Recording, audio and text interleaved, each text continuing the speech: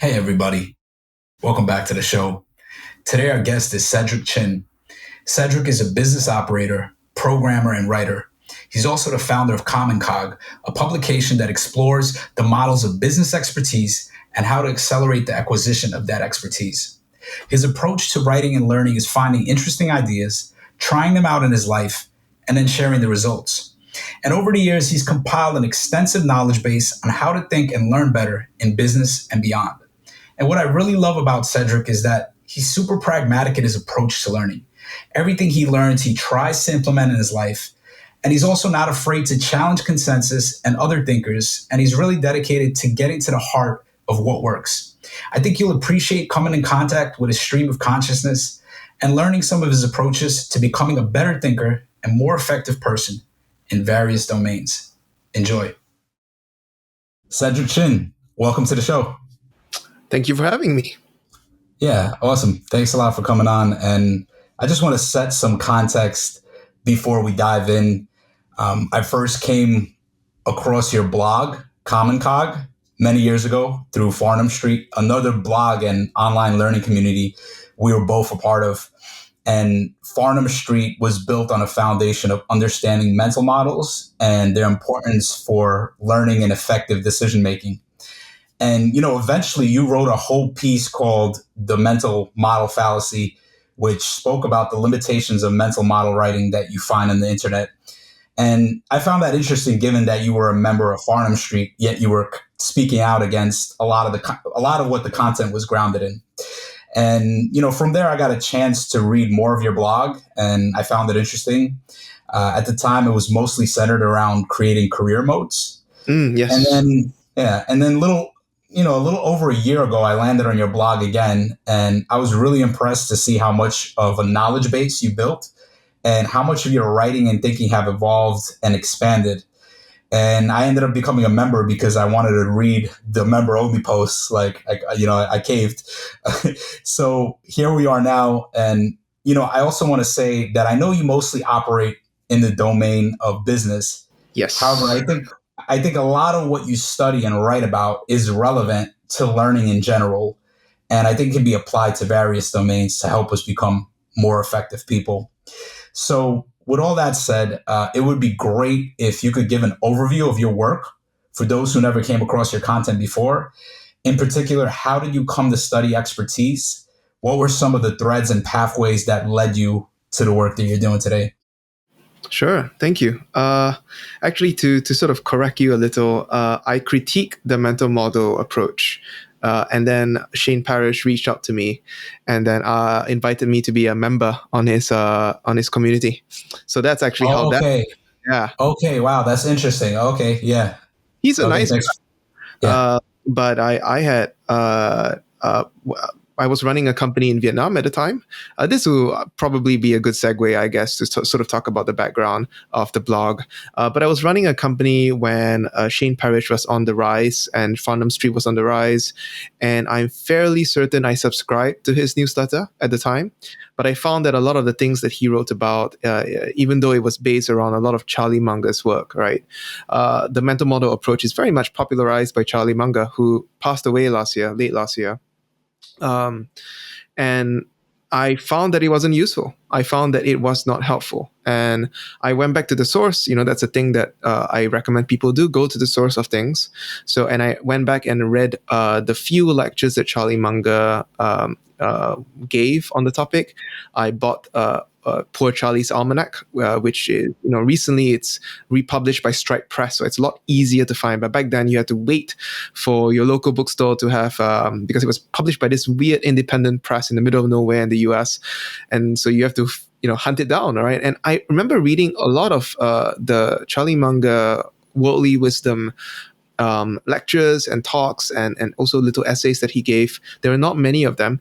And I was thinking, this cannot be it. Like, this is not what this man does. And so I wrote the critique, right? And at the time, I was running Commoncog because I ran a business in Vietnam. I was for my boss. My boss is Singaporean. The business is based in Singapore, but the engineering office was in Vietnam. And I was basically like the one-man I handled everything on Vietnam, so my boss didn't have to care about Vietnam. And I would fly 3 weeks in Vietnam, 1 week in Singapore, and I would fly to Singapore every month, right? And I helped him build that business to 4.5 million in Singaporean dollars annual revenue by the time we left. It was complete, by the time I left, completely bootstrapped, right?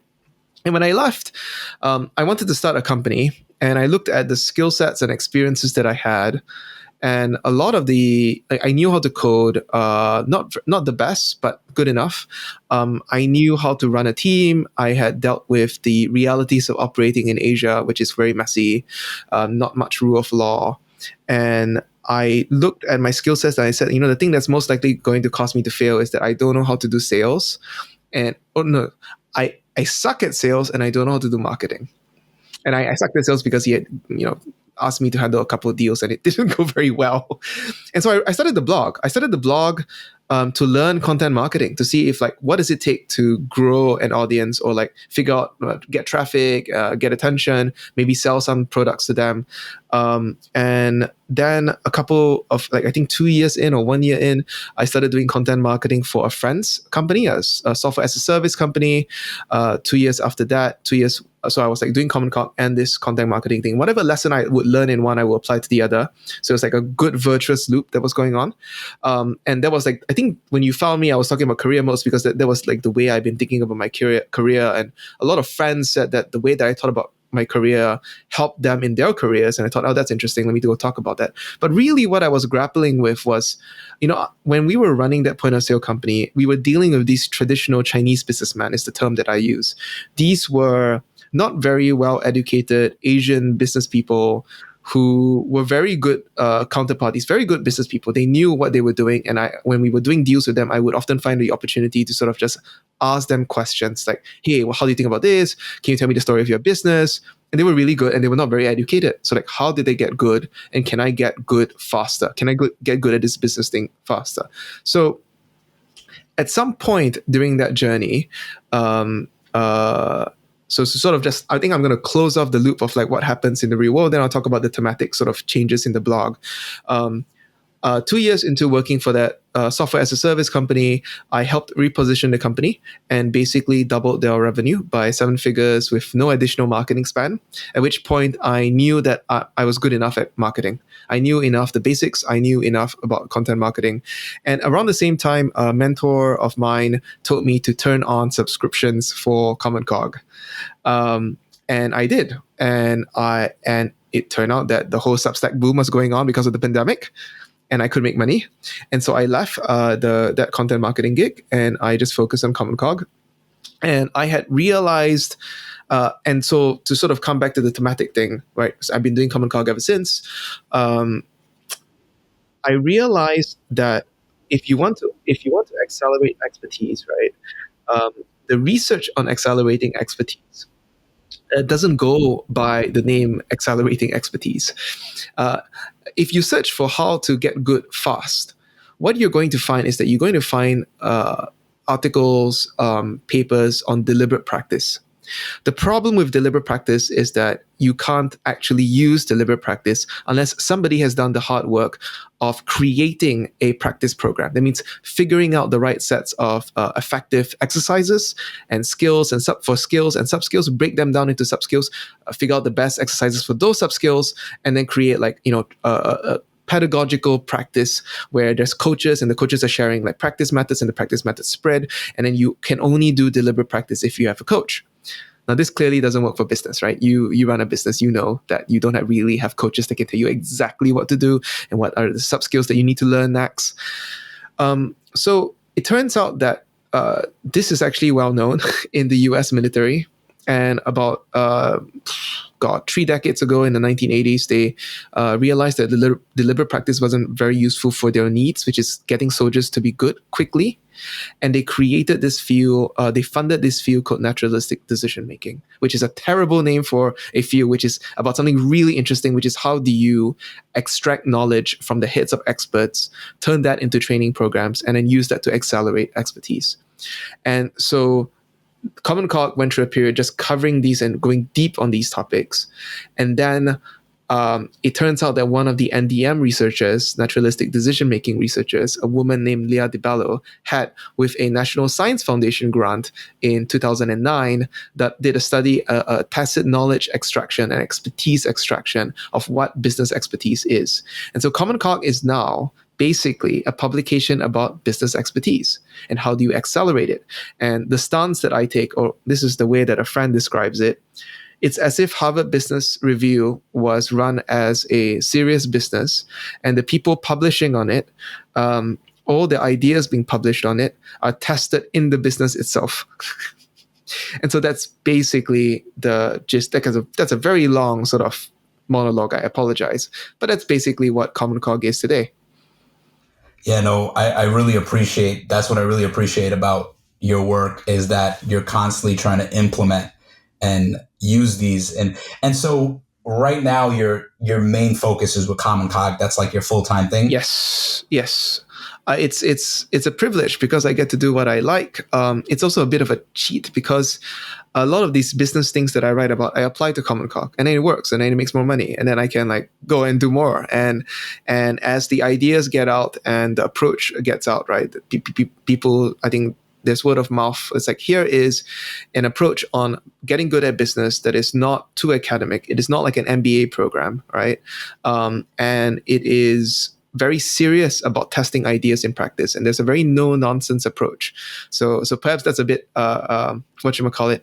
I think that's something that we both shared. Like we both didn't really like stuff that don't work. Like I mean, the whole Farnham Street. The reason why my only critique of it is that there's not enough testing of the ideas to see whether it works or not. Right? The mental models approach sounds nice on paper, but to get it to work, you need a bit more than that, I think. So yeah, it's a remarkable trick that you have that here is a business that talks about business expertise, and the stuff that it talks about is implemented in the business itself. And the stance that I can then take, which prevents me from becoming a pundit, right, is that I am interested in ideas that help me work. If you critique those ideas, you better show your work. That means you better tell me how, whether you've done it before and what went wrong. And if you can't back that up, I'm just going to pay you the bare amount of attention to sort of see, is there anything to your critique that I can test? And if not, I'm just going to go ignore you and continue executing, right? And that's very nice because the internet is not often a very nice place. Yeah. So what you're talking about right now, is I think it's related to believability. Yes. And I think you got this idea from Ray Dalio. Ray Dalio, yeah. Can you unpack that? Yeah, so I want to point out that there is a book that was published recently called The Fun, which paints Ray Dalio in a very bad light. What is your opinion? I never got through the whole thing, but I started reading it. I'm curious. What are your thoughts? It's remarkably sad. Ray Dalio is not the man that I thought he was. And I guess, the old saying, the wise saying about never meet your heroes. There's too many stories and too many, too many stories and too many sources for it not to be true, or to not have a large kernel of truth in it. And basically you learn that the principles is a lie.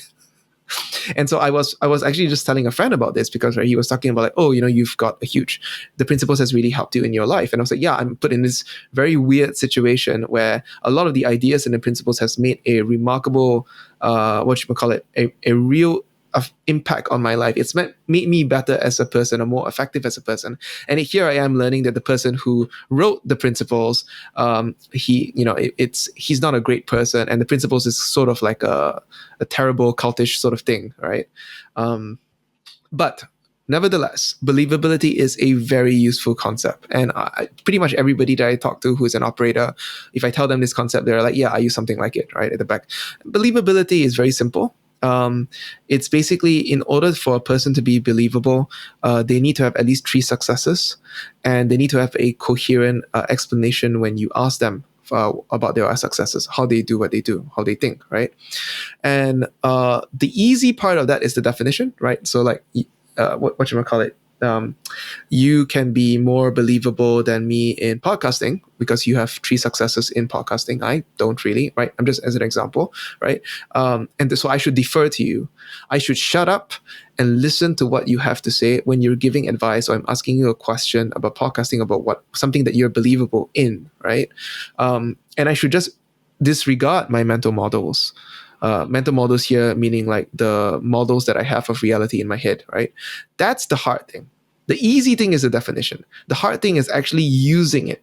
And the protocol that Dalio recommends, and I recommend too because it's worked a huge amount for me, right? Is if you're talking to a person who's more believable in you in whatever topic that is, right? Shut up and listen, right? And then go and test it, evaluate it in your own context. Or ask questions that help you evaluate it and put it to practice in your own context. If you're both equal in believability, then you can debate it out.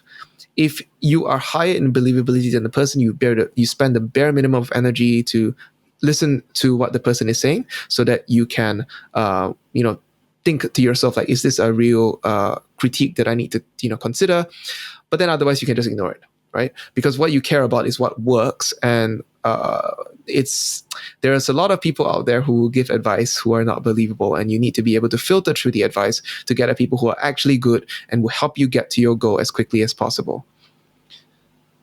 Yeah, I think there's a huge thing now where it's like everybody has an opinion, but it's not necessarily an informed opinion. And it's like with the ease with the internet and social media, it's like everybody can get that platform.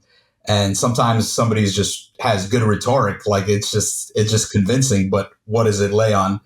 And it's interesting though, like taking the believability principle and using it to like evaluate the fund, for example, and actually like using that to like, is this true what they're talking about? But the other thing that comes up in that is it's interesting how, people are imperfect and everybody's flawed, and you can like somebody can be really good at something and be like really effective in investing but not be good in relationships, for example, and you can learn from that aspect, but it doesn't necessarily translate. And you see this a lot with spiritual teachers, and like there'll be people like that have very profound realizations and that people are able to learn from them, and then all of a sudden a scandal comes out and you learn that this person's not who you think they are.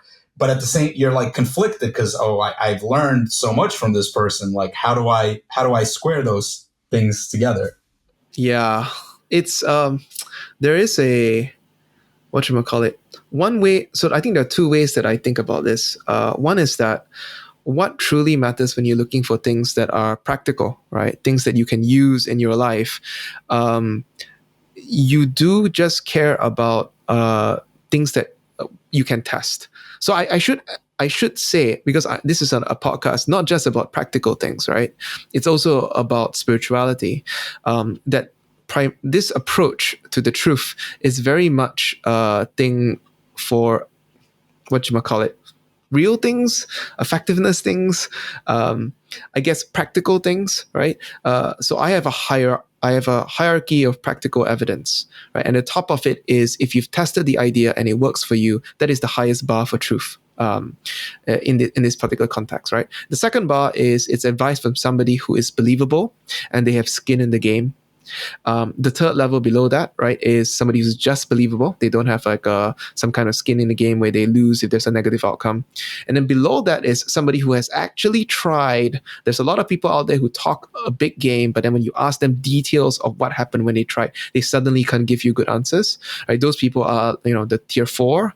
And then finally at the bottom is people who are, they're good writers or they're good speakers. They're very articulate, but the coherence and the articulation of an argument does not make that argument true when it comes to practical matters. What makes that argument true is whether it works, right? And so that's when you're dealing with practical matters, as Commoncog does, which, in some ways my life is easy because I only talk about practical matters. I don't opine about the economy or about markets, which is a bit, there are probably things that work, right? But those are bigger things that you can't immediately test as easily.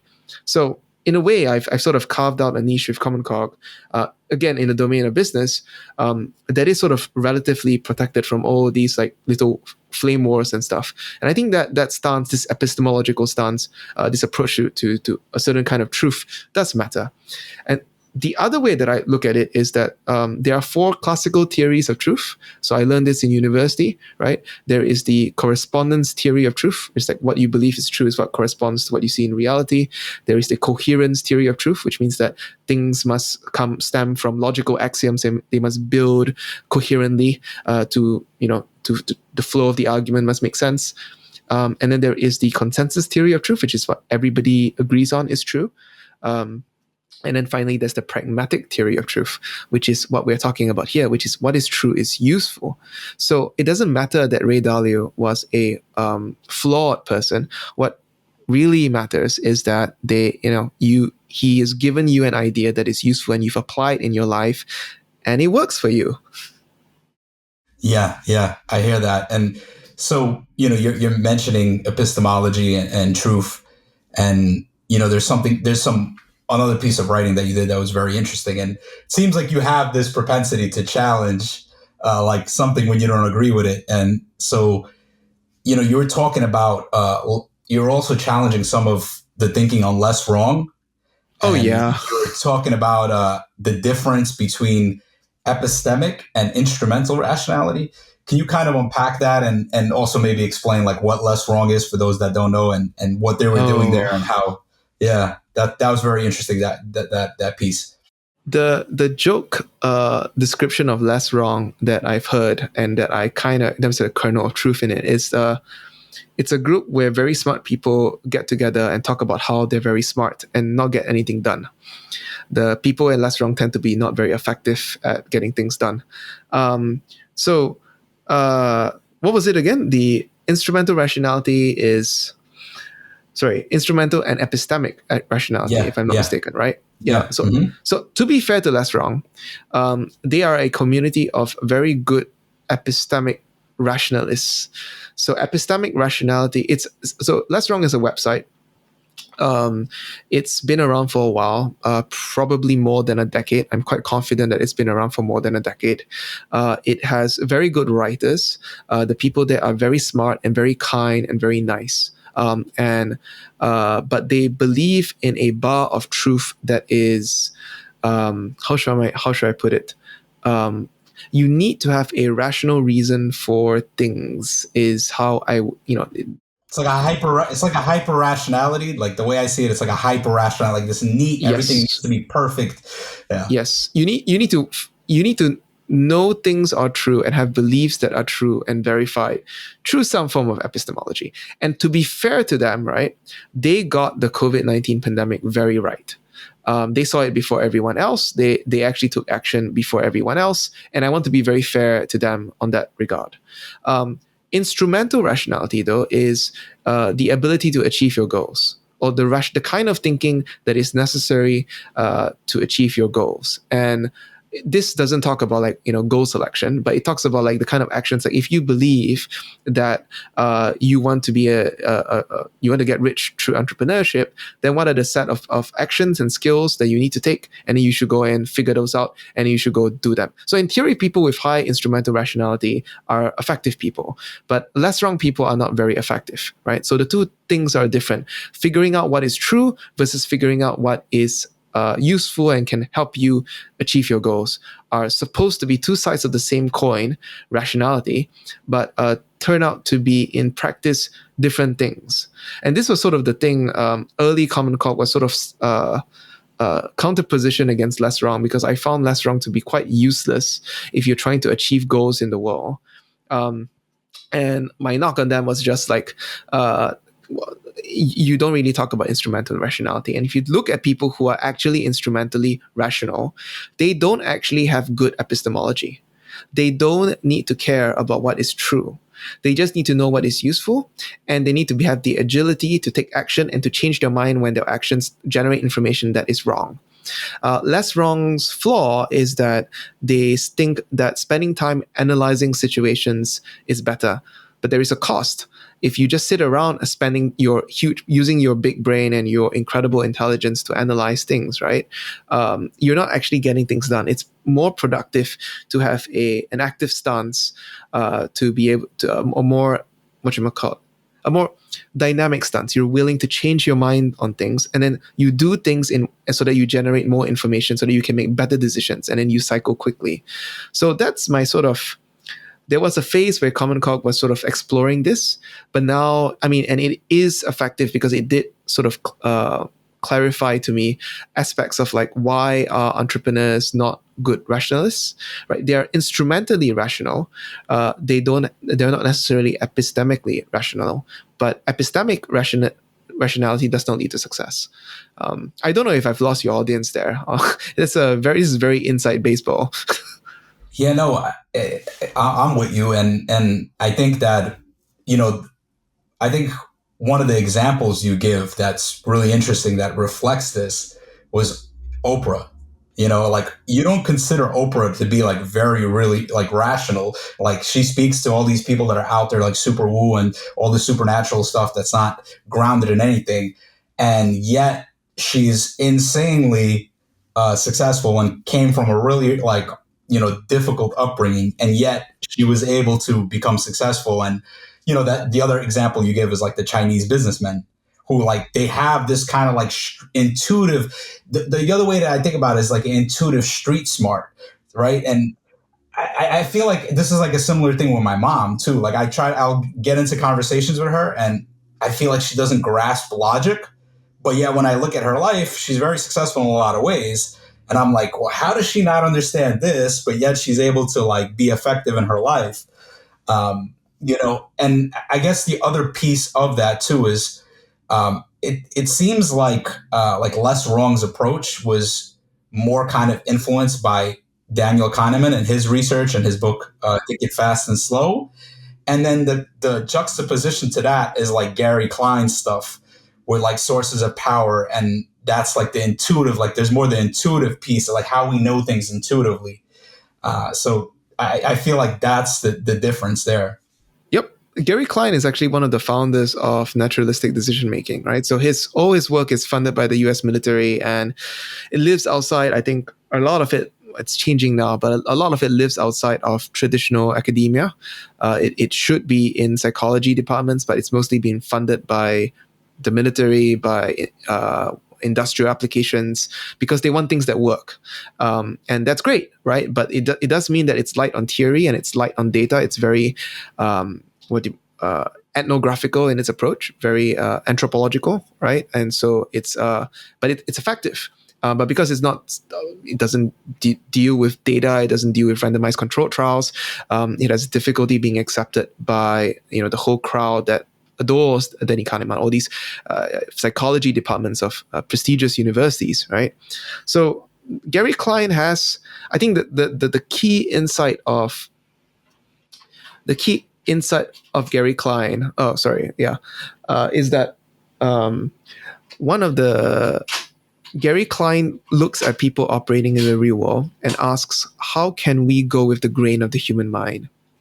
And Daniel Kahneman does lots of little experiments, right, in classroom settings, right? And then the question that he's trying to answer is like, how do we get them to perform well rationally on tests of rationality? So that's the sort of the dichotomy that I see between the two. And in many cases, I think there's a lot to be said for Gary Klein's approach, and more people should read Gary Klein's approach and think seriously about how to apply that to their lives. The Less Wrong approach is great if you're doing forecasting, if you're doing intelligence analysis. Like intelligence analysis, you work for the CIA, which is basically Shane Parrish's background. He worked for a 3-letter agency, I think, in Canada. And that approach, and investing as well, but in domains where you can take action to generate information, very often the optimal move is actually to take action, and that will generate far more information that will allow you to make better decisions, as opposed to just sitting around and analyzing the heck out of a situation. Yeah, so on your blog you say that there are 3 approaches you're interested in when you're thinking about accelerating expertise. Like you mentioned the deliberate practice tradition, then you brought up naturalistic decision-making approach, and then there's the trial and error approach. Can you kind of say how they kind of intersect and like their limitations, how they overlap, how they connect for you. It does seem like you've landed in more in the naturalistic decision making approach, but it would be just interesting to see how you've experimented with those approaches and come to maybe prioritize, at least for yourself, the NDM approach. Well, I should note that I did spend 5 months, oh no, 4 months training 5 hours a day, training judo 5 hours a day. This was the end of the year before, 2022, and the start of 2023. And the reason I did that was because I wanted to know what the deliberate practice approach really was like. And I got my answer. And I survived. I didn't get injured. I was training for the Malaysian National Championships. And I did it because I was growing old and I never really experienced a good deliberate practice approach. I didn't have good coaches growing up in a small town in Malaysia. And so I moved to the capital of Malaysia for 4 months to experience for myself in the sport that I love before my body was too old, what it's like to actually do deliberate practice. And I paid a heavy cost. I lost weight. I cut my weight. At the start of it, I was overweight at 81 kilograms. And then I cut weight all the way down to 63 over the course of 3 months. It's training, and I was like dieting and all that. So I won't say that one is better than the other. Deliberate practice is still the gold standard for expertise research. It is still the gold standard for practice approaches. It just isn't useful. Bits of it are useful, but you can't easily do deliberate practice in a lot of domains that you care about, right? So people care about things like, can we invest well? Can we invest well? Can we do business? Can we learn to get good at business faster? If you work in a large organization, then one skill that you need to learn is how to be good at politics. Politics is a skill. There are certain people who are better at that skill than others. Executives in particular all have to be good at that skill. If you don't have this skill, you can't be an executive, right? But deliberate practice, it requires, as I mentioned, a coach. It requires a structured pedagogical approach, which means there must be a syllabus. Somebody must have come up with a syllabus. And that syllabus consists of skills and sub-skills, right, that make up those skills. And each of these skills have a optimal or like a really effective drill or exercise for you to practice. And if somebody has not done that for business or investing, right, then good luck. Like, you're on your own, right? You can't use deliberate practice. It's a bit more nuanced than that. After my experience, I realized that coming up with these drills is not as hard as I'd imagined, but it is still work that ideally you don't want to do. Now, the naturalistic decision-making approach is a slightly different approach. It asks the following. The approach is as such, right? Let's go take a look at how experts execute in the real world. Let's figure out what their expert intuition actually is, and there is a model for what expert intuition is. Let's extract that from the heads of experts, right? And then we turn that into training programs, which are often simulations. And we use that to accelerate the expertise of whatever it is, whether it's a US Marine soldier, whether it is a surgeon, whether it is a firefighter or a policeman, right? And that approach has huge amounts of practical success. The bulk of the funding is from people who care about actual application. They don't care about fancy papers. And as a result, NDM is not well known, but it is incredibly effective at achieving outcomes in organizational outcomes, military outcomes, and so on. And then the third approach is basically, if you don't have both, then you just have to do trial and error. Right. And even there, NDM does have approaches, does have suggestions for how to get better at trial and error. So, this is the setup, right? Of like, this is how I see existing expertise research based on reading source material, reading, I wouldn't say hundreds of papers, but at least 100 papers over the last couple of years. I've kind of slowed down. And in fact, Commoncog is built around one particular approach from the NDM tradition, which I can talk more about, right? And so all my time now is spent testing that approach because it hasn't been tested as much. I'm trying to apply it to business, to accelerate business. But I'll let you choose, like, which one do you want to talk about first? Well, I'm guessing this is related to NDM, but I think the most fascinating thing that I've heard you write about is tacit knowledge, like this idea of tacit knowledge. Yeah. That's, to me, that's like the key. Like, can you speak about what tacit knowledge is? Sure. So academic definition for tacit knowledge is knowledge that cannot be explicated, cannot be put to words, and cannot be communicated, right? So a very simple example of this is how to ride a bike. You can explain how to ride a bicycle to your children, and they will not know how to ride a bike because you've explained it to them, right? There is something else that must happen for them to be able to ride bicycles. Now, that isn't to say that you can't teach riding a bicycle, but you cannot, through words alone, communicate that knowledge, right? So that's a very trivial example. A more nuanced example, a more interesting example, an example that we care about is expertise, right? If you ask a tennis player or a carpenter or somebody, an experienced software developer, even somebody, even an experienced meditator, right? And you ask them how they're able to do that. They're like, they will say words, and the words will make sense, but it might not be, or it probably will not be how they actually do it, right? Experts cannot articulate how they're able to do the things that they're able to do. And we call that expert intuition. And the thing that NDM is most interested in is how do you get at expert intuition, those snap judgments that tennis pros make so that they know exactly how to return a serve. There's part of it that's cognitive, and there's part of it that is physical, right? Maybe you cannot explicate this physical parts, but you can explicate the cognitive parts, and then you can turn those into training programs.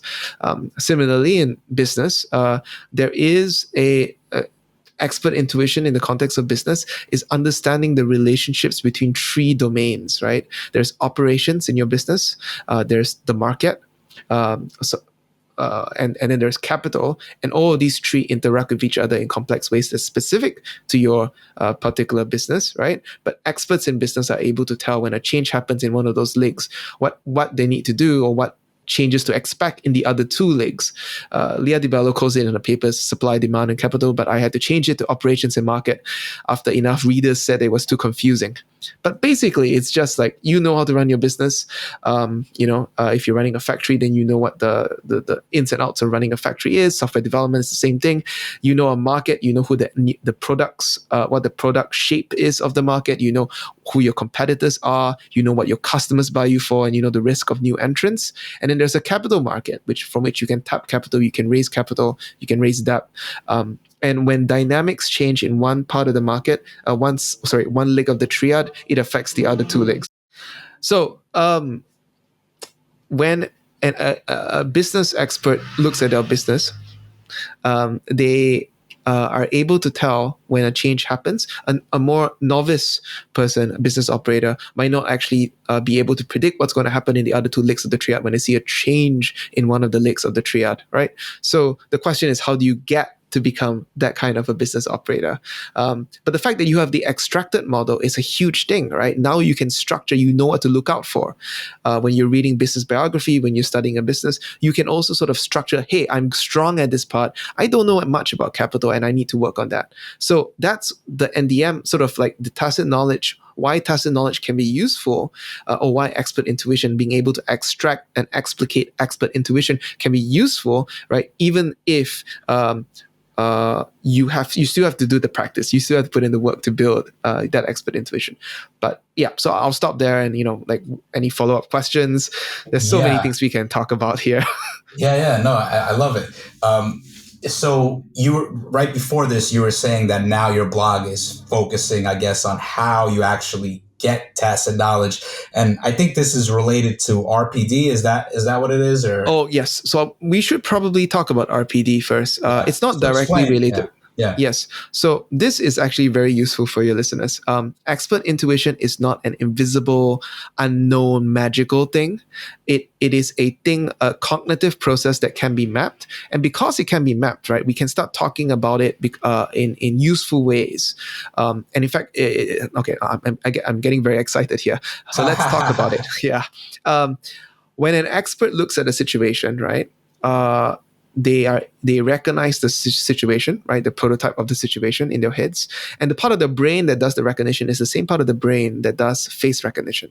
So you know how you can usually recognize someone just by looking at their face, right? But then you'll be like, your name is Richard. no, Dylan, no, right? You may have trouble remembering the name, but you can recognize the face. And the reason for that is because facial recognition is from implicit memory, right? And name recognition is from long-term memory. But why experts can't talk about what they notice is because it's the implicit memory bit that kicks in and immediately recognizes the situation, right? When they recognize the situation, they identify four things. Cues. So when you're driving a car, like I think a car is a good example here because most people, car is a skill, driving a car is a skill, and many people know how to drive a car. When you're driving a car, you're looking at certain cues, right? You're looking at your speedometer, you're looking at your mirrors, right? You sort of like, you have a rough sense of like where all the other cars are around you and how fast you're going, right? These are cues that tell you that your brain is processing all the time. And then there are expectancies. Based on the cues that you receive, you are in such a situation, you have certain expectations about what is going to happen next. You have a prioritized list of goals, right? When you're driving a car, you want to, you want to make a turn, you know that I'm going to need to turn put my signal light and then check my mirrors and check my blind spot to see, is there a bicycle, is there a motorbike, is there another car coming from the other direction? You know where to look because you have a prioritized list of goals and a set of expectancies and a set of cues, right? And then finally you execute or you simulate in your mind, if you're not sure yet or it's dangerous, right? An action script which consists of plus or minus five plus or minus two steps, right? And so this is what expert intuition actually is, right? But now that we've broken this down like this, right, we can start asking more useful questions. Like, for example, an expert does something that's interesting. You can ask them, what do you notice first? Or what would a novice not notice that you would, right? That gets at some of the cues, right? Which helps you accelerate your expertise because now you can start explicitly looking for those cues when you experience a similar situation. You can say, hey, what do you expect would happen next? Why do you pick this course of action instead of some other course of action? Or what are the courses of action that you might pick that a novice would pick here that you wouldn't pick? And why would you pick your course of action instead of what a novice would pick, right? You can also say, what is your goals here? What do you want to achieve first? What do you want to check first? Then what do you want to check next? And what are some of the considerations that you have in mind? I've had a reader who is a software engineer accelerate his software engineering expertise like this by asking senior engineers how they approach certain problems. He said that asking them for goals wasn't as useful, but asking for cues and expectancies and actions and the trade-offs between actions was very useful in building his intuition as a software engineer and speeding it up. So this approach is also useful when you're evaluating if somebody is an expert or not, right? So experts do this all the time. They might not be able to articulate it, but based on talking to someone, I can tell roughly how good they are in business, right? Because we will look at a business situation and I will notice certain things that they don't, right? And I'll be like, okay, so this tells me that I have expertise in this area, or at least more expertise than you, right? And the fact that you can't appreciate what's going on here tells me that you're slightly earlier in your career, right? And a good marker of this actually is if you notice certain things and you're quite sure that your cues are real, they're not spurious, right? You're quite sure that you have expertise in this. You will find that when you're trying to communicate with other experts, you will try to reach for vocabulary that isn't common. And so therefore, when you look at two experts talking to each other, they're often using vocabulary that is weird, right? And that is a signal of expertise, right? Anyway, so that is RPD. It is somewhat tied to what Commoncog is doing, but it is useful nevertheless because I think if your listeners listen to this model and keep this in mind, it's useful in so many parts of life, right? I've used it to disqualify people trying to give me advice. I will give them like a business situation, and I will notice that they will not ask certain questions, and I'll be like, you're not very good. I'm not going to listen to you, right? And a lot of wisdom is just knowing who not to listen to. Because there's a gajillion things you can try. There's a million people that you could listen to. Yeah, so I just want to make sure that we say this, that RPD stands for recognition primed decision making model, and just to scaffold like what you were saying, there's like the four pieces to it. It's four pieces of what happens in an expert's mind. Is they set expectations for what will happen next, then they prioritize goals. They notice relevant cues or affordances, and then they generate action scripts. And all of this is happening in implicit memory That's why Split you second. can't. Yeah. So it's so the I love the car example, right? Because if you drove enough, if you drive a car enough, you eventually become like an expert. Like, yeah, Exactly. you're not a You race don't car think about driver. it. Yeah, but that's the thing. And it's crazy because sometimes, I'll be driving and like talking to my wife or something, and I'll be like, oh, like I wasn't there. Like I was like I'm driving the car, but it's kind of driving itself. And the only time you'll actually like really become alert is if something unpredictable happens, like somebody swerves in your lane. Then you wake up, you're like, I got to get out the way. Otherwise, all of this is just playing in the unconscious mind. And a lot of this is implicit. And that's also why it's so difficult to just get that. Like, I can't just extract that from you in such an easy way. Yep. And remember when you first started driving a car, right? Everything was conscious. Everything was like painfully slow. You'd be like, oh, I need to look to the right. I need to check is there a car coming from the incoming lane? It's so painful. But then now it's like second nature, right? So that is that's how expertise is. You start out with, you're painfully conscious, incredibly slow, and it gets better. It's like you get good at it. It's a muscle that you've practiced so many times, right? So yeah, I should have set it up better. It's called recognition prime decision making model. You can find it in Sources of Power by Gary Klein. I've written about it quite a lot, but you should also know that the model is not just useful for NDM researchers extracting models of expertise from the heads of soldiers. It's super useful if you're evaluating experts in your own domain, or if you want to get good yourself, right? You can look at somebody, if you're ever in an office situation and a senior engineer or senior designer or somebody more senior than you is able to do something, right? Maybe a more universal example is your boss gets promoted out, and then you'll be like, I think Joe will be promoted into the vacant position, right? And you'll be like, Joe, why not Henry?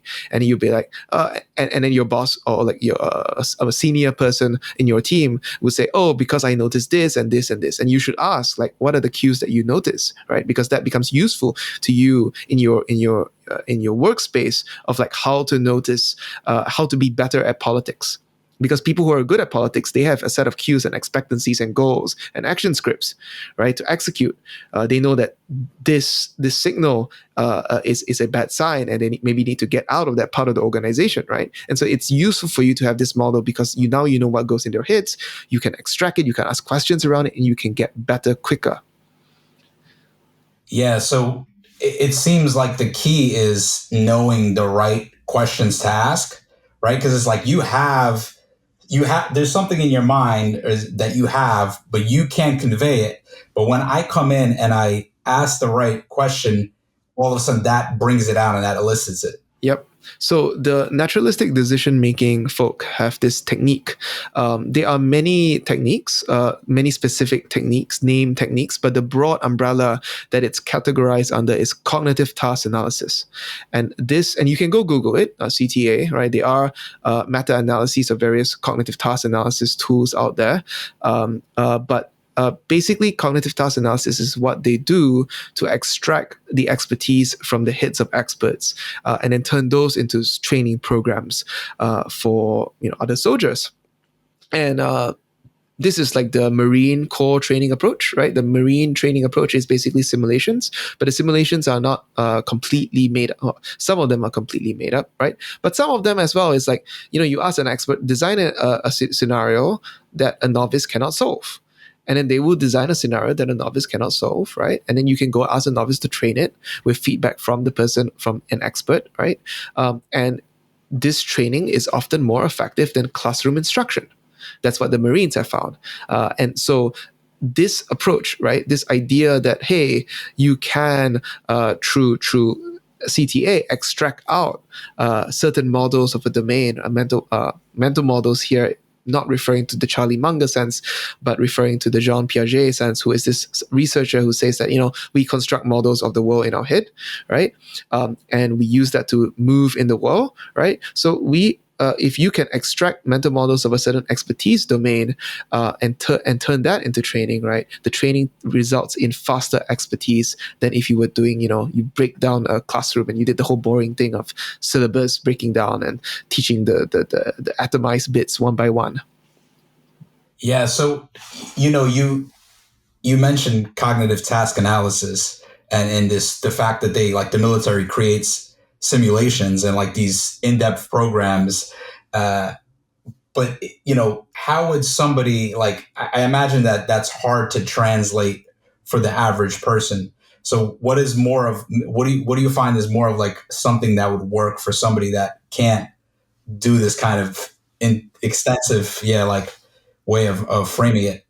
There is a super easy trick that you can immediately start doing, right? So you should just ask. Well, it's a bunch of questions, but they're all built around what would a novice get wrong here. So an expert usually struggles when you ask them, how do you do that? And if you push them too much, they'll start making up stuff. So don't do that, right? Instead, you should ask questions around the four bits of RPD, the cues, the expectancies, the goals, and the action script. And you always frame it from the perspective of what would a novice get wrong here. So example, right? What did you notice that a novice wouldn't? You just arrive here, or like there's a scene, there's an accident, maybe there's a fire. You just arrive at the scene of the fire, right? What's the first questions that you would ask, and what would a novice not ask? Right? Experts are very good at saying what novices would not ask for whatever reason. This is one of the big tricks that NDM researchers have found, right?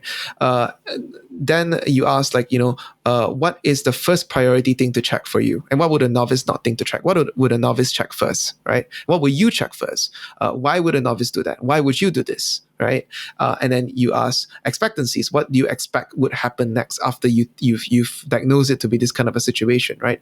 What would you be looking for to verify that these things are going to happen next? What would a novice go do when he or she is not able to figure out what's going to happen next? No expectancies, right? And then what's your course of action here? And what would a novice decide to do? And why would that be bad?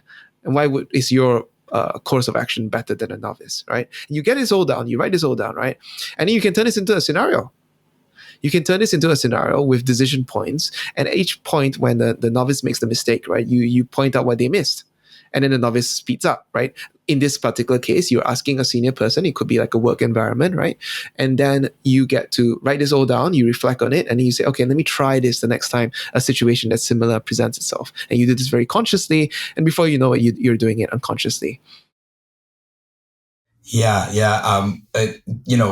To me, I'm really fascinated of like how this could be used for like internal processes and like meditation, for example. So that's something I've been thinking about a lot is like, and meditation is a lot of it is, it's just working with the mind. So, for example, metacognition, like understanding what is happening in the mind, like that's a skill you build up and like if you meditate enough, like, one of the kind of, you don't have to be an expert in meditation to get to understand this, but like you understand that you don't try to make thoughts go away. That's like the one thing that beginning meditators will get wrong. They're gonna sit down, they're gonna see all these thoughts, and they're gonna be like, I hate this. Why does my mind not stop? Why does it keep doing? Like that's the novice mistake. So what you do is you don't try to make thoughts go away. But it's interesting to me also, like in spirituality, in meditation, a lot of these like traditions that I work in, there's something known as like transmission of mind, right? And this can sound very supernatural and like super woo, right? But if you look at tacit knowledge, right, you start understanding tacit knowledge. I think what's really happening in this kind of process that they call transmission is a student is usually living with a master or a teacher and being around them for a long time, and they behave in a certain way and they function in a certain way and they point to certain things in awareness and how the mind is working. And over time, by osmosis, they're starting to soak that in. And then at one given moment, there's a particular realization that they're able to have because they've been soaking this kind of way of being in. And I think that's very similar to what's happening in if you were to follow a business owner or, expert in business, you would just follow them around and start soaking all this in, and you're getting that same transmission. Yes, 100%. 100%. Like you are picking up cues, expectancies, you're picking up internal feelings, internal mental states that are hard to describe because they are, it's unlike describing a physical action. Mental actions are invisible, right? But if you spend enough time, I suspect you should be able to name the same mental movement or the same mental state, and then you can have a richer conversation with the expert, right? Because you're noticing things that no novice would notice, and therefore like your experience gets richer, right? So no, learning by osmosis is 100% a transmission, or like I'm using transmission in a different context here, in a different way here, right? Transmission of mental models of this expert intuition, these models of expert intuition, right? Purely by osmosis. The question, of course, with naturalistic decision making is that can you speed it up? Can you speed it up? Right. And that's the thing where they explicate it and then they put it down in some kind of like external form, some kind of simulation. And in fact, the tacit knowledge in its external form often lives as a series of simulations.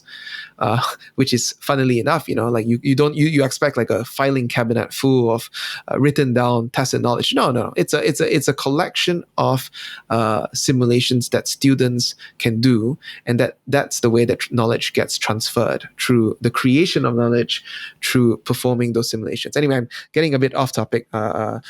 Feel free to step in and redirect it to something that you find interesting. No, this is all of it is interesting to me. And, I guess where I would maybe segue is, like I'm somebody who reads a lot, and the last, I don't know how many years, just like reading a lot. And then, I start thinking like I read all these books, but how much of this is actually translating to something pragmatic, to a real skill? And then like, just learning about tacit knowledge, and that the fact that the living relationship is so important, and being able to model somebody and learn from a teacher in a particular domain is so important. So I'm just curious, like what do you feel is possible to get from, because I know you read a good amount also. So what do you feel is possible to get at reading? Where is it kind of limited? What is your approach to reading and learning from reading? Yeah. Well, this answer can get very long. Don't worry. Yeah. I'll do the Cliff's Notes version first. Yeah. I think my superpower really is just when you read a practical book, you take your time with it and you actually put it to practice.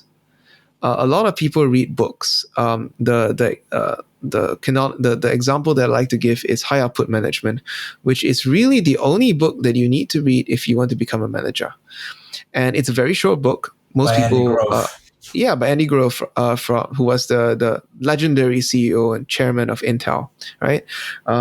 And it's an incredibly good book, and most people finish it in a week, right, or 2 weeks maybe, depending on how slow you are to read. It's not a very long book. That's the wrong way to approach it. The right way to approach it is that you read it, you internalize it, you put it to practice, you put every idea in that chapter to practice before you move on to the next chapter. And there are very few books that I do this with. The last one was a book by a friend of mine, Eric Neerlich. He wrote I can't remember the name of the book because I remember the tagline of the book more than the name of the book, which is that you are the problem. I am the problem. You have a choice, right? You have a choice. That is the more positive framing of the tagline. Yeah.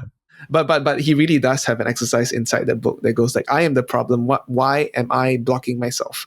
It's very useful. So I remember that. You have a choice. That is a wonderful book. And I spent a very long time working my way through it because I actually went through every exercise.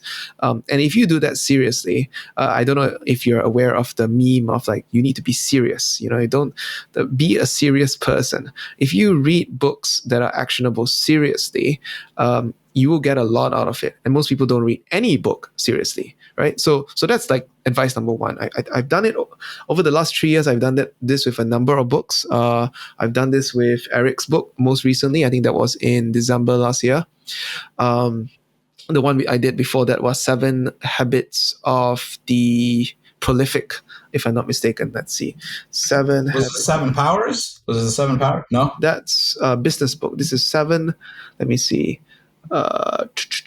Seven Secrets of the Prolific by Hilary Rettig. It is about writers, helping writers overcome writer's block.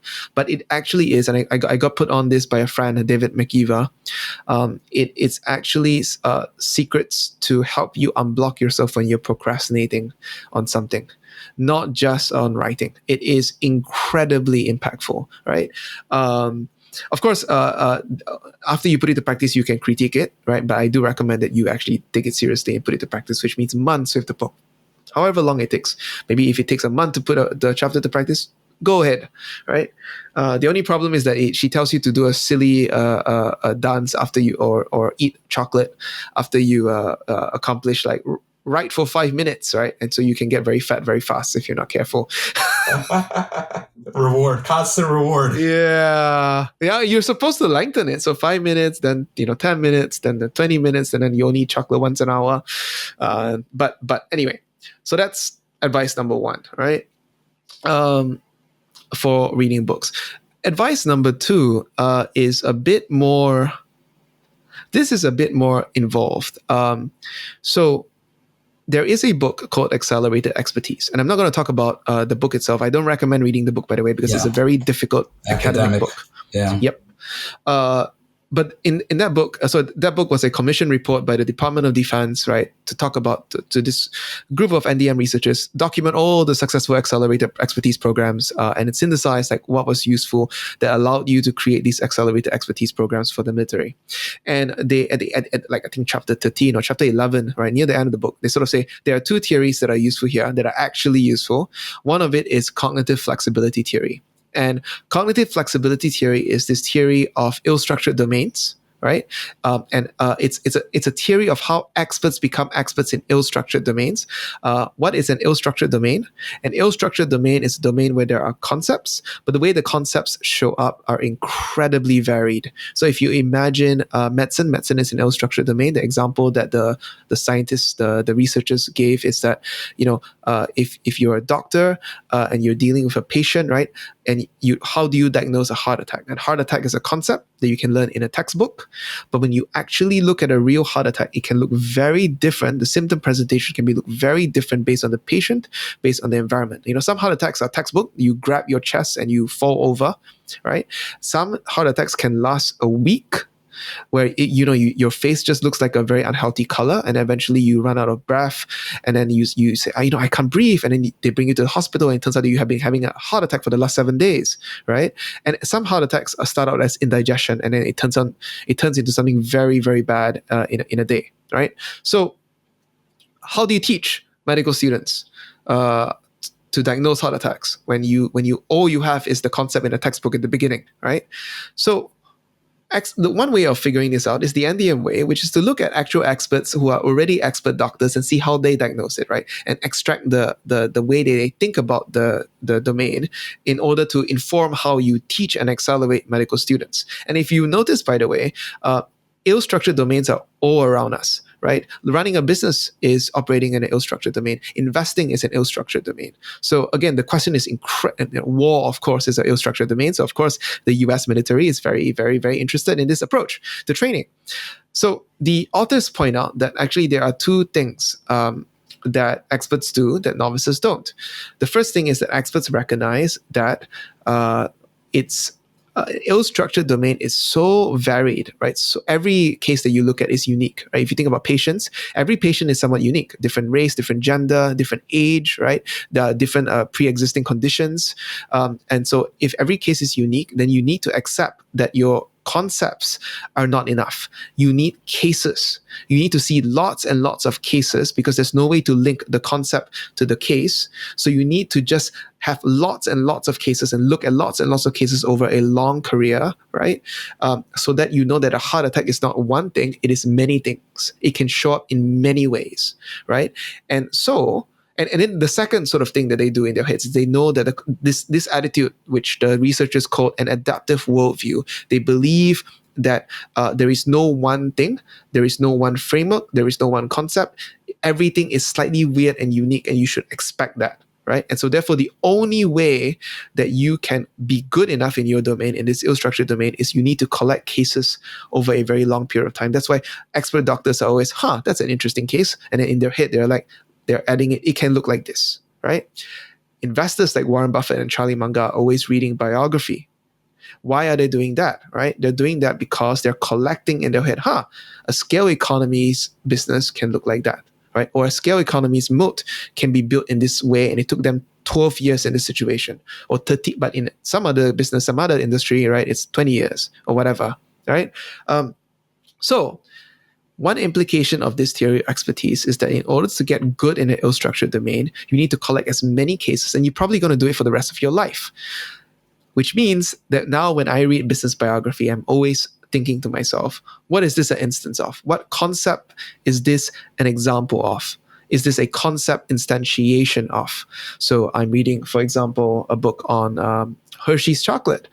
And it turns out that there is a brand element of it, like how did they build the brand? There is a idea maze element of it. How did they find the idea? How did Milton Hershey, figure out the idea that led to the Hershey's bar and the very weird flavor that's slightly sour, right? For the Hershey's bar. How did the Mars family, build their empire, right? How did they expand their empire into pet food, right? And that's all instantiations of various business concepts, right? And it's not that it makes you better by telling you what to do. You still don't know what to do when you're dealing with your specific business scenario. But what reading lots of biography and adding large amounts of cases into each concept. So the concept is not just the concept, but the concept is rich. You know that it shows up in very different ways in the real world, right? What it does is that you're never surprised when you encounter a business scenario. And that's one of the goals of expertise, one of the markers of expertise. You're like, this is another one of that. So at least I know what the shape of what's going to happen is going to be, right? I might not know exactly what's going to happen, right? But I know that because it's in this neighborhood, this cluster of cases, right? It is this category of thing. And therefore I'm not as shocked when something happens because I know it belongs to this neighborhood, this category of thing. Yeah. And, I think there's an important piece to mention, I think this is related to this, is when they're doing that, they're kind of like, how is this obviously this is the same because it's the same category, but how is it different? So there's this element of sameness and different. And for me, this is like, there's this thing known as integration in interpersonal neurobiology. There's this researcher, Dan Siegel, and he talks about integration and how people process like emotional stuff and different things. And the process of integration is differentiation and linkage. So it's like, how is this different and how is this the same? And when you're able to figure that out, you process something and you integrate.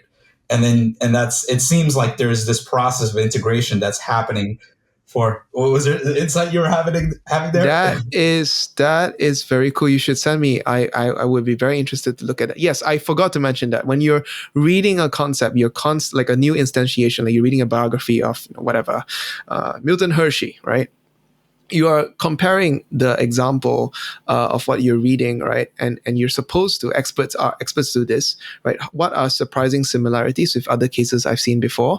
And what are surprising dissimilarities to other cases that I've seen before? So like the way Milton Hershey built his brand, Hershey chocolate, right? It's very different from the way Estee Lauder built her brand, right? And it gives you thinking about the surprising similarities, which humans actually do intuitively, but humans don't intuitively do surprising dissimilarities. It helps you because then you sort of fully know the realm of what is possible, right? And you're trained when you have a scenario in your own business, your own life, you're like, here are some similarities and here are some dissimilarities. This is just in nature of life. I'm not surprised.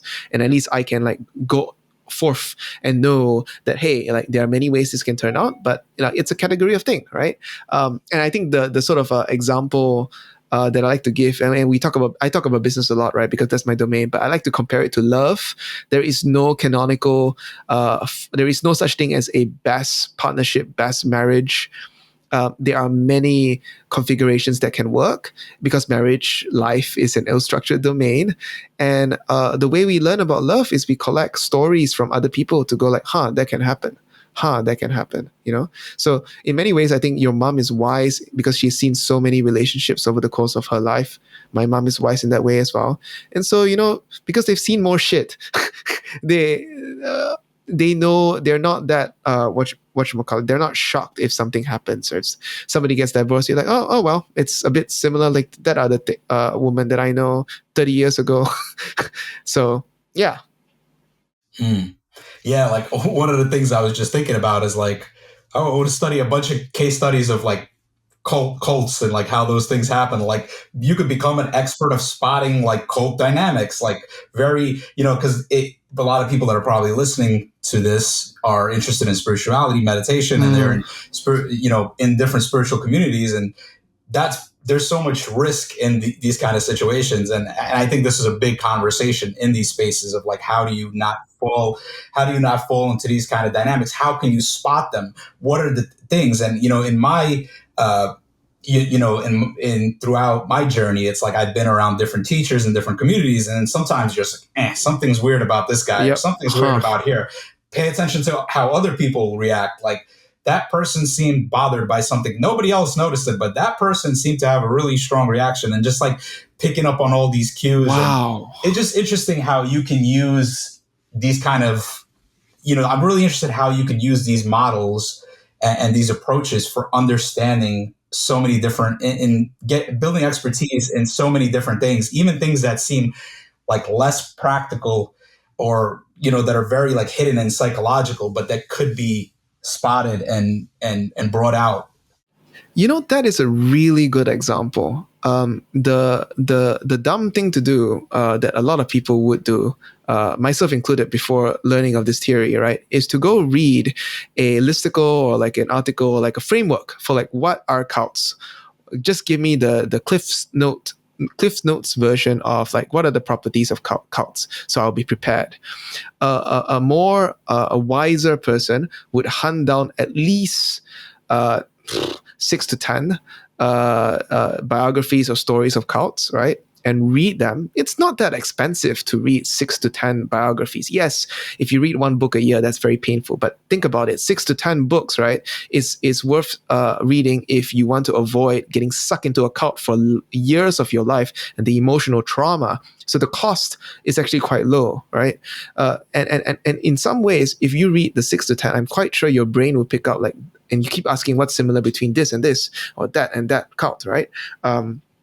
And what's surprising similarities, what's surprising dissimilarities, you will eventually get a good deep sense, almost as if you have lived through multiple cults, except that you didn't, and you didn't suffer the consequences, you didn't suffer the pain, right? So in many ways, CFT, this approach to learning about business, is a way to wisdom, because the worst way to learn is through experience, right? It's the only way some people can learn, right? And we would say that they don't have wisdom.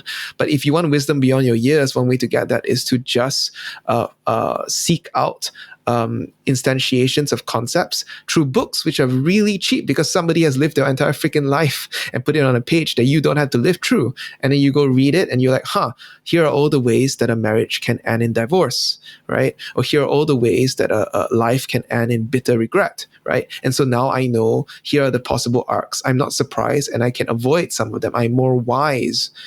Anyway, I'll get off my high horse here.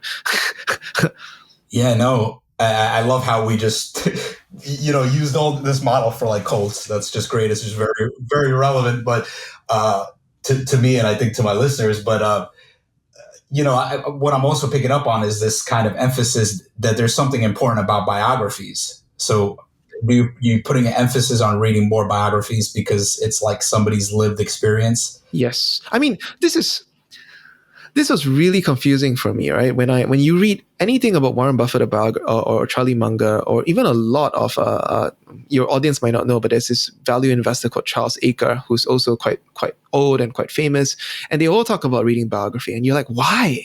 Like, biography is like, that's how I always felt. Yeah, it's a story, right? Like, yeah. And when they say, you learn from history, but like, what can you learn from history? Everybody's life is unique. Like, what am I going to learn about business from a dude who made milk chocolate in in Pennsylvania created a town name after himself, blanketed the whole US with milk chocolate because there was no other competitor, right? So he was the only milk chocolate game in town. He sold it for a penny, or a penny or a dime for a bar, right? Like, what can you learn from business? There's nothing relevant to your life. But it turns out, yes, there's plenty of things that are relevant, right? The way he structured his business was interesting. And once you see the pattern, you can start seeing it in other places. By the way, for those of you who don't know, the bulk of the shares of the Hershey company is owned by one orphanage. And basically all the money of the Hershey company, the dividends, goes to the orphanage. So that orphanage is like the richest orphanage in America or something like that. It's ridiculous because the orphanage cannot die. Fun fact. Yeah.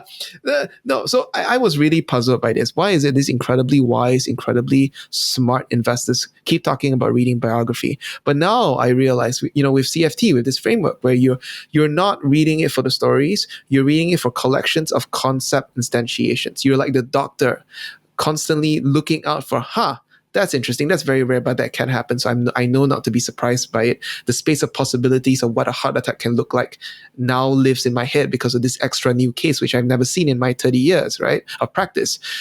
So similarly, an investor knows, and a business person knows, even a traditional Chinese business person knows, I need to listen for stories of what can go wrong in M&A, what can go wrong when you're trying to, expand into a new market, right?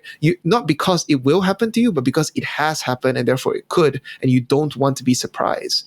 And it's very cheap to earn this not being surprised quality, right? You just have to read or you have to ask for stories. That's so much cheaper than actually living it and going through the pain and losing money and wasting years of your life on a bad business deal, right? So that's why people are reading biography, why these wise people, they're reading it in a very particular way. They're reading it by going through their library of other examples and cases and concepts and going like, what is this an example of? And what does this remind me of? And what is surprisingly dissimilar about this with another case, right?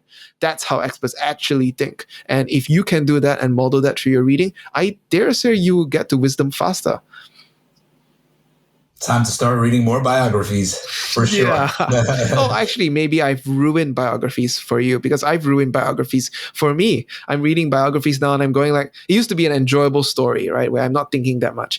It's now the only type of book where I'm not thinking that much is fiction. Nice. So, speaking about books, how do you deal with information overload? Do you feel like that's a problem in your life, or how do you address that? Because I feel like that's definitely something I deal with a lot. It used to be a problem, but then I started doing this thing that a business mentor suggested. He was like, I call it outcome orientation, right? So it's a muscle that you have to build, where basically everything that you do, you're asking yourself, what is the outcome I want to achieve here, right? And it's a very, very tricky. It's a very mindfulness sort of thing, right? So I'm scrolling Twitter and I'm like, what's the outcome I want to achieve here, right? And it could be I'm just scrolling for entertainment. In which case I would ask myself, is this really the best form of entertainment? I could go watch X-Men 97 and that's more fun.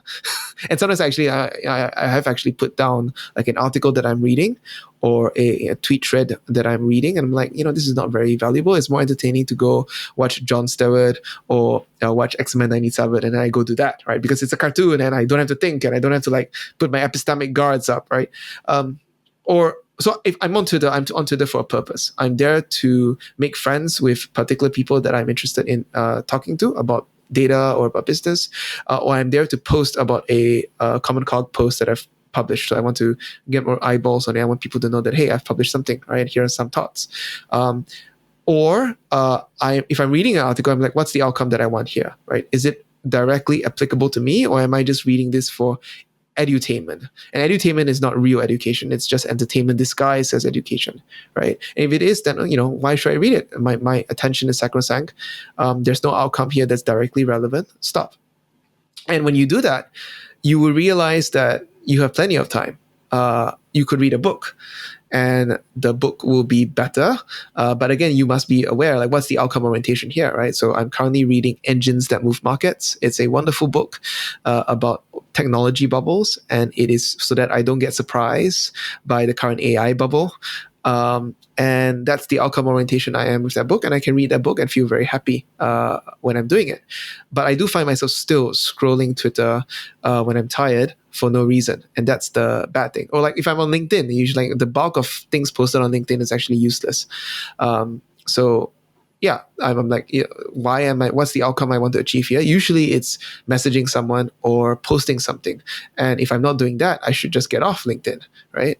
So that outcome orientation, that single practice of just always developing this when you are in at your computer or in your iPad or any screen, any device, it turns out to be a huge game changer. And I've only been practicing it for 3 months.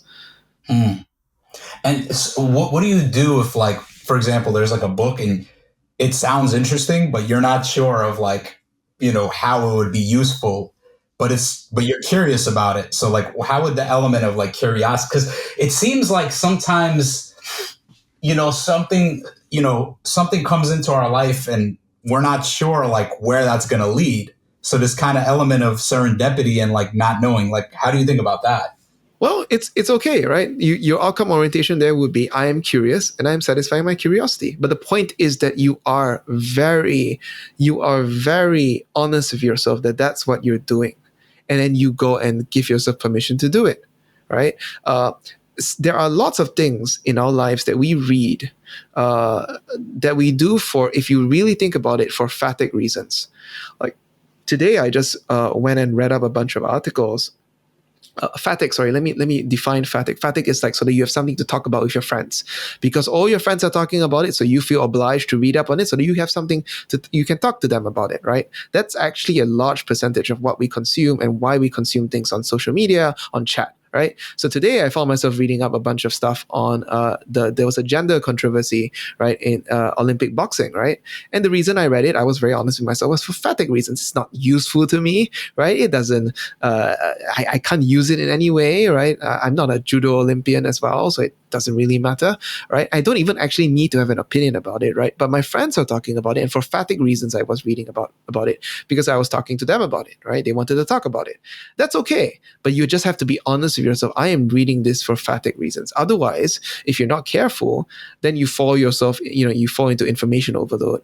But if you're always sort of clear on why you're doing it, you can make the decision, hey, I'm just reading this for fatigue reasons. I don't actually have to have an opinion. I don't need to talk about this with my friends. I can go off and read something else that's more valuable, that's more important to me, given the problems that I have in my life. Yeah, and this really sounds like being more intentional with the way you're living. Like even if you go and use social media, like you could be intentional about it. Like I'm gonna allow myself to be on social media for 30 minutes at this time once I've already done all my work, which is different than when you're just getting sucked in by the algorithm and you're not aware of it. Yep. Which I still do when I'm tired, but it's a really good muscle to build. Yeah. Yeah, I think we all do because in a lot of ways the algorithms can be stronger than us, especially when we're tired. And yeah, what social media gets you, Artem? Well, YouTube, that's the main one I'm on. Ooh, YouTube's really good. Yeah, YouTube. But what really gets me is what I really can't stand is those little videos and those little clips. Like they have the shorts on YouTube now, like the 15, 30-second videos. And obviously the ones that pop up are the ones that the people like, they're just amazing at like the titles, and the algorithm is just feeding. They know what you want to click. So like I'll click on that. Sometimes I'll be on Facebook. It'll be the same stuff. So lately I've been, I mean, all social media is kind of addictive, but I appreciate more like Substack because they don't have like all these little videos. Right. But yeah, the YouTube, they just get, man. And I love YouTube because there's so much good content and so many great podcasts. And I find so many interesting people, but it's like a double-edged sword because there's all this. I can't listen. When Snapchat came out and all those short videos and the reels on, that's when I was like, I'm an old man because I cannot keep up. I understand how bad, I'm a longtime meditator, so I understand how bad that stuff is for our attention. It erodes our attention. And to me, that's one of the worst things about social media. And it's like, what do you do? Like, it's a double-edged sword, you know? Yep. Yep. Wow. Okay. YouTube is your drug of choice. You see, Yeah. Yeah. yeah. What we've been reduced to do is we are now comparing social media channels as like drugs of choice.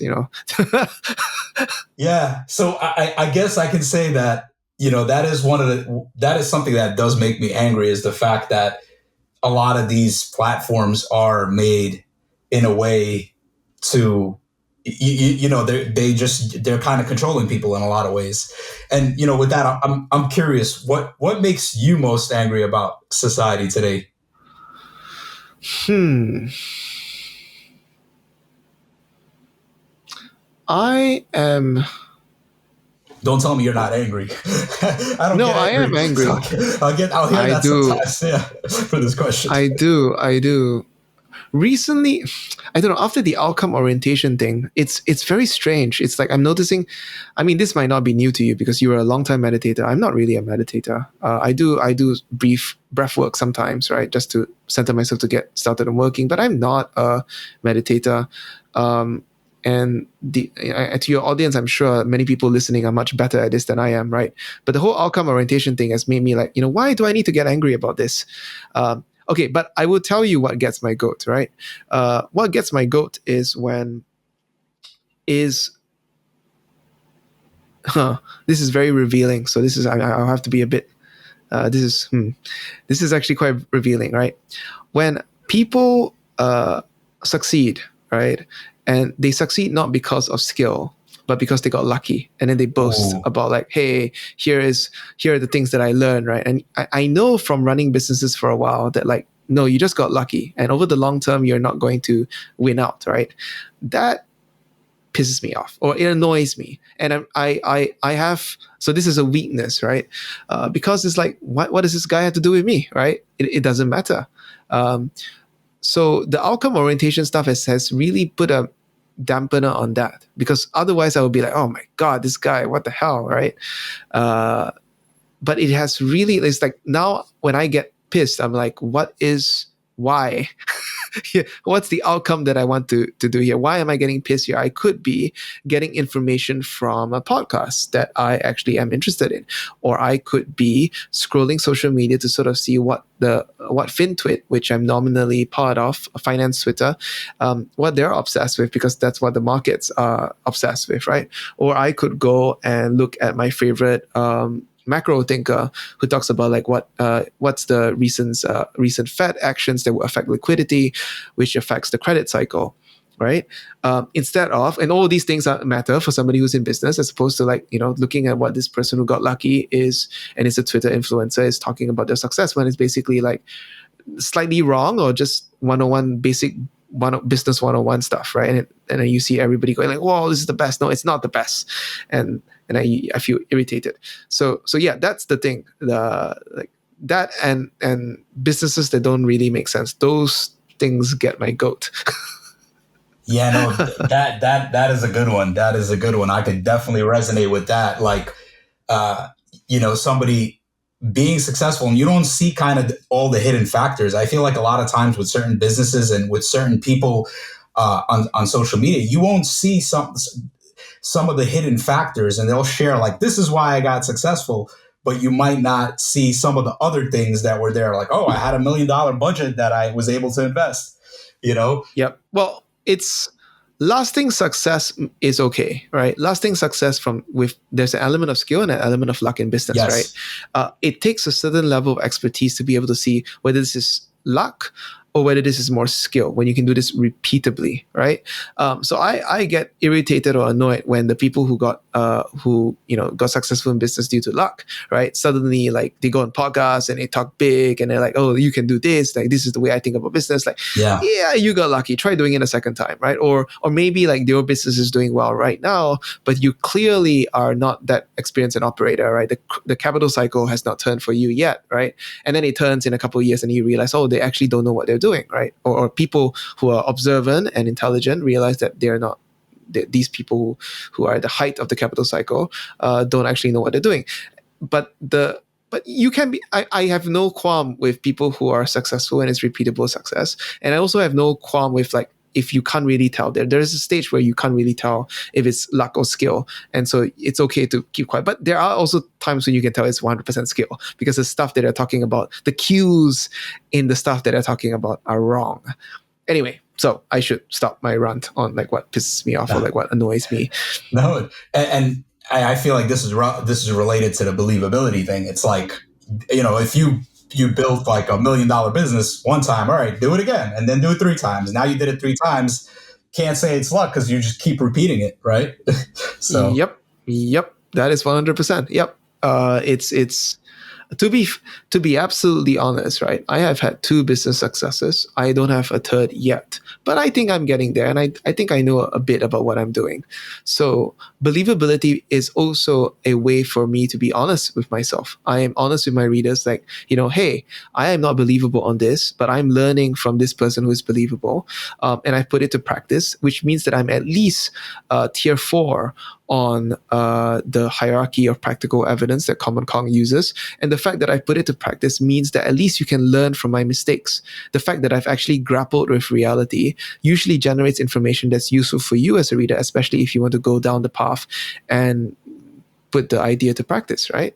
So that's, I think, the sort of stance that I take that can protect me from there's like the content creator game where people just keep talking a big game but they don't actually know what they're talking about. This is a way to actually force me to actually do know what I'm talking about. yeah, what is something you hold to be true that most of the world disagrees with you? Huh. I think that crypto is an incredibly negative, like people think it's full of scams and reasonable people hate it, right? But I think that crypto is just another asset class in the same way that bonds were an asset class and equity was a scammy. Sorry, bonds were seen, especially in the Industrial Revolution. People don't know this because people don't read enough biography. But bonds were seen as full of scams, especially railroad bonds. And what was the other thing? The other issue? It was railroad bonds. I think canal bonds.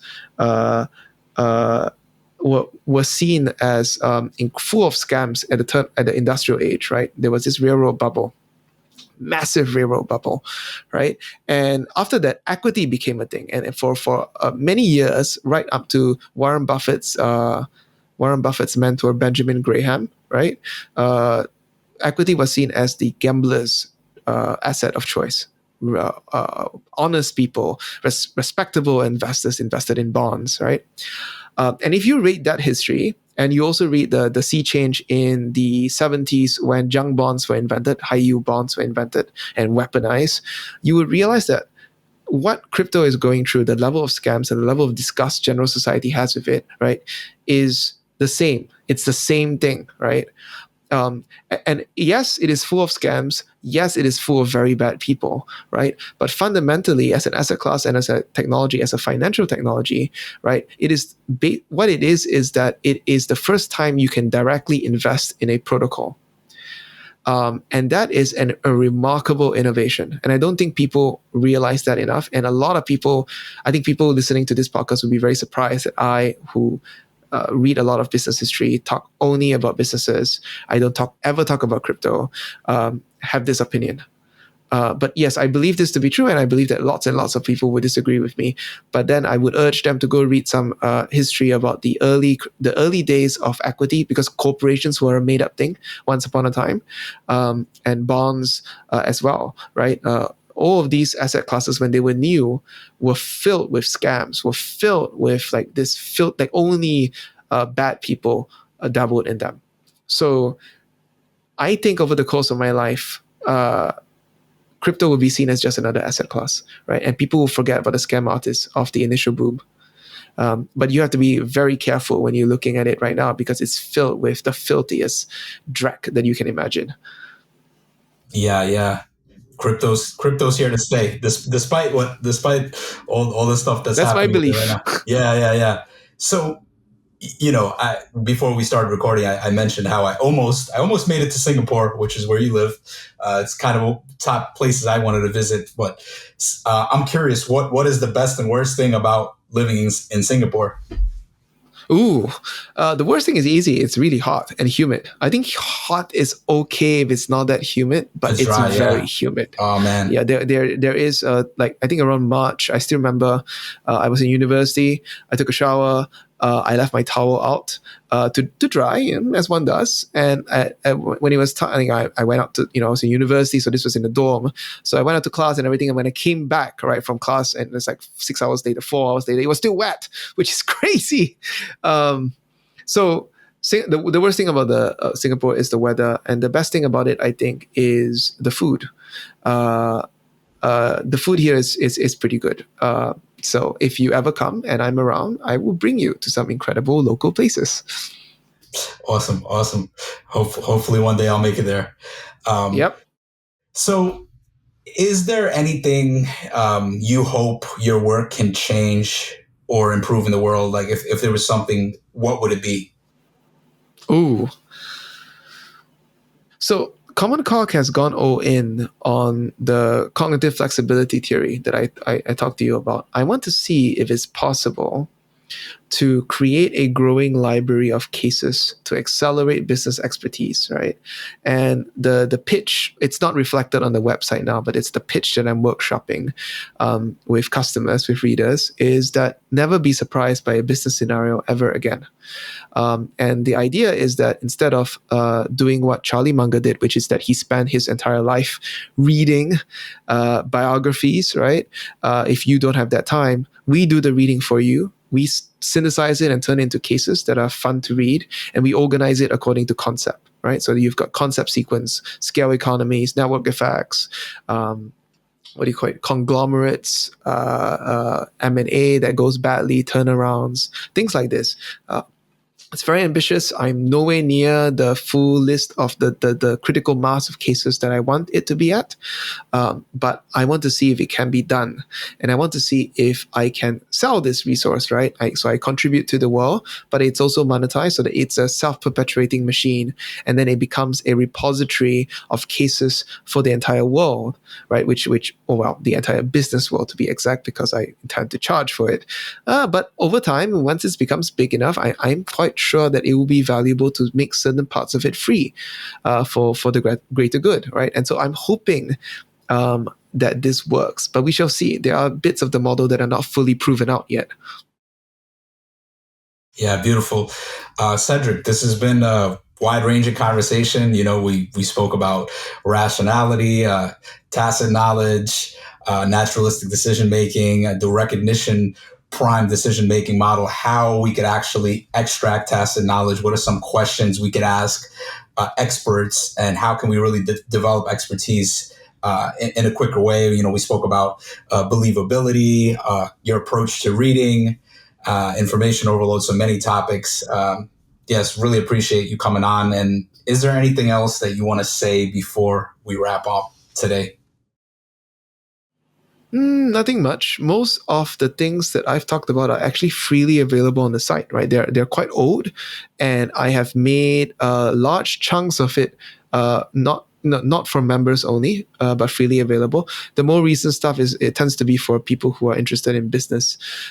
So I think listeners of your podcast may not necessarily be interested in business. So I encourage you to go to Commoncog and just go to the expertise acceleration section of the site. It's in the top, and go enjoy yourself, because I think a lot of that is free.